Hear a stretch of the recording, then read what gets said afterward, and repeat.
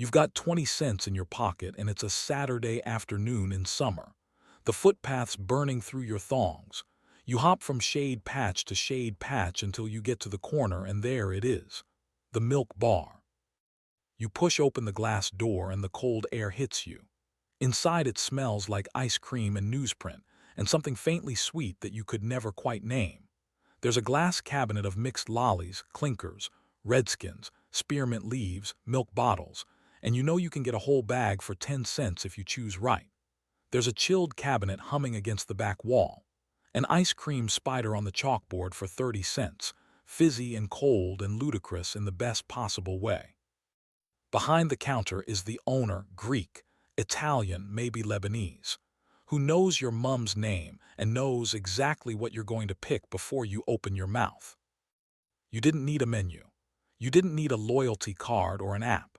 You walked in, you pointed, you handed over your coins, and the whole thing was done in under a minute. That was the Milk Bar.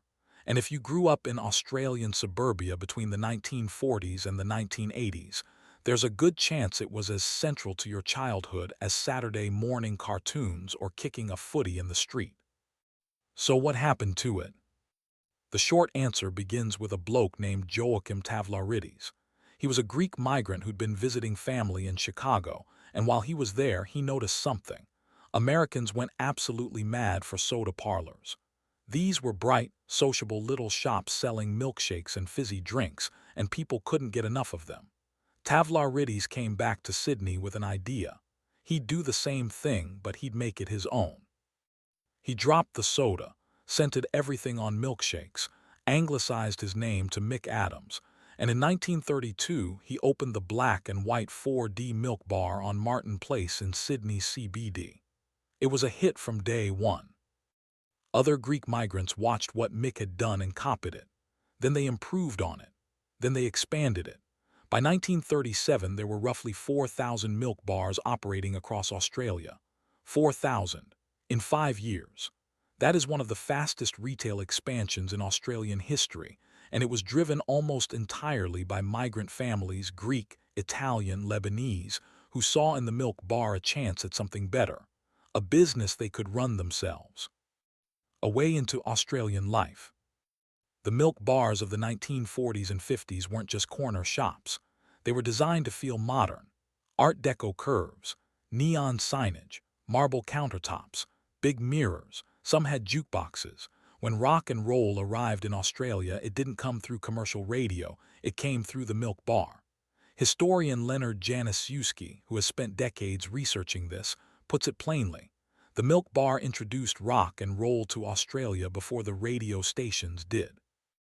That's how central these places were to the culture.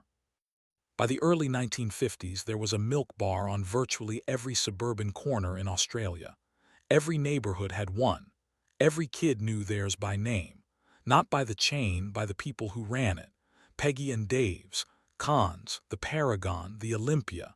You didn't call it the milk bar. You called it the milk bar as if there was only one because for your street there was. The milk bar solved about 7 problems at once, and it solved them before anyone had named those problems. It was open 7 days a week at a time when the big grocery stores closed on weekends. It sold things in small quantities, a single pint of milk, 2 slices of bread, a handful of lollies, which suited working families who didn't have a car or a big fridge. It was close enough to walk to. It was cheap enough for a kid with pocket money. And it was run by people who actually knew you. That last bit mattered more than people gave it credit for. The owner knew your mum. They knew what footy team your dad barracked for. They let you run a tab if your family was a bit short that week. The milk bar was not just a transaction. It was a node in the social fabric of the neighborhood. Kids experienced their first taste of independence walking there alone, or riding their bike, or walking the dog, and handing over their own money for the first time. It was where teenagers flirted. Where old men read the paper. Where you found out the local gossip before it was in the newspaper. And then there were the lollies. Mixed lollies sold by weight from a glass cabinet priced by the piece.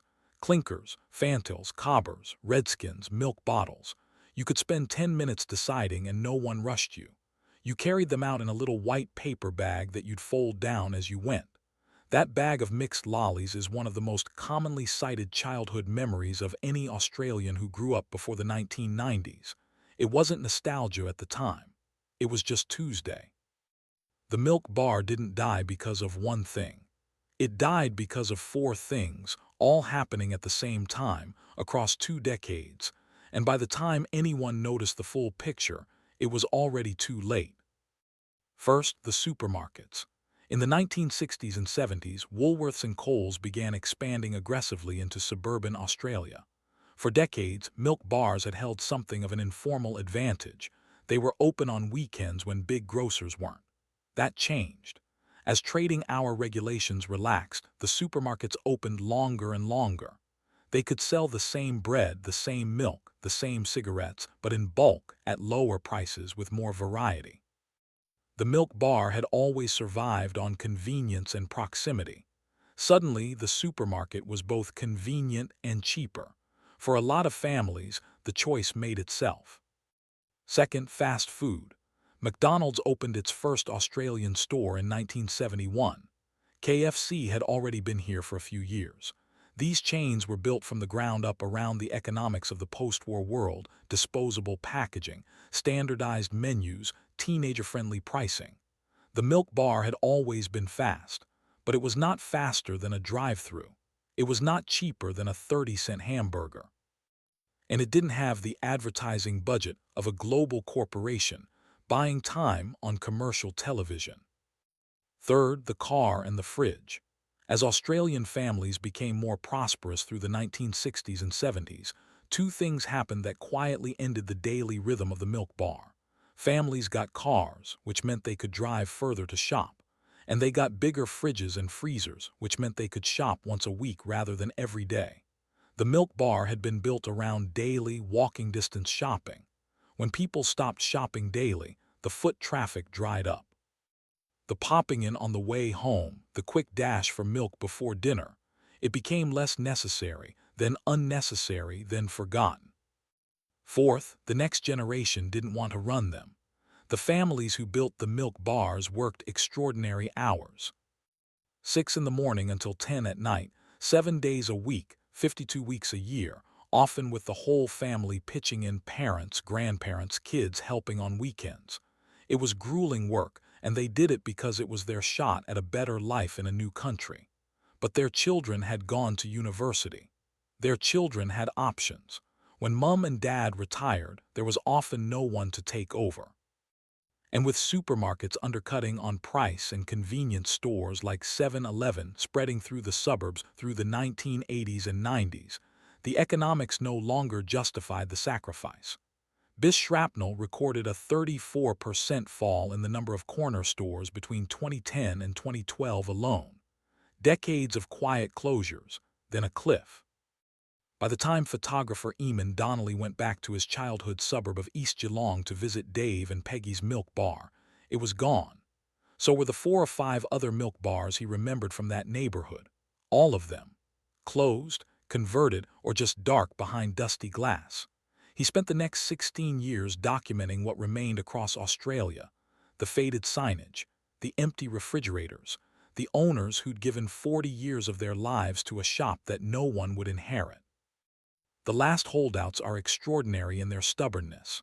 Bell's Milk Bar in Broken Hill has been serving spiders, ice cream, syrup, soda, the foam going everywhere since 1938. The owner talks about it the way people talk about a family heirloom. You don't run a place like that because the margins are good. You run it because something would be lost if you didn't. But here's what's easy to miss when you just count the closures. What we lost wasn't just the shop. It was the social infrastructure the shop represented.